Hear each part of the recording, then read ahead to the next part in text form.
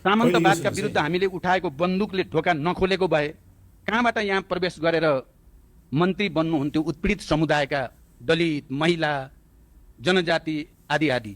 जनजातिबाट पहिला कोही पनि थिएनन् भने पद्मसुन्दर लावती पहिला मन्त्री थिए है। हजुर भर्खर कलेज पढ्दै गर्दा हिरालाल विश्वकर्मा देशको मन्त्री थिए। जनजातिको छोरा कहीँ पुगेका थिएनन् भनेर भाषण गर्नुभयो। तपाईँ भर्खर कलेज पढ्दै गर्दा जनजातिको छोरो यो देशको प्रधानमन्त्री थिए, जसको नाम हो मरिजमान सिंह श्रेष्ठ है। त्यसपछि दलित मुक्ति मोर्चा जिन्दाबाद भनेर आन्दोलन गरिराख्नु भएको थियो। तर मेरो कर्णाली प्रदेशको अञ्चलाधीश उत्तम टमाटा दलितकै छोरा। सुन्नुभयो नि है। पहिलो कुरा, मेरो नजरमा ज्ञानराज शाही भनेको सबैभन्दा धूर्त, सबैभन्दा झुट बोल्ने, सबैभन्दा ठुलो अवसरवादी र मन्दबुद्धि।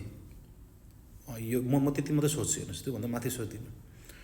दोस्रो कुरा हो, यो देशमा पक्कै पनि विभेद भएको थियो, यो देशमा पक्कै पनि धेरै कुरा अन्याय भएको थियो होइन। त्यो भएको कारणले गर्दा अब चाहिँ हामीले यसरी अवसरको ठाउँहरू बनाउनुपर्छ, सबैलाई समानतामा लिएर आउनु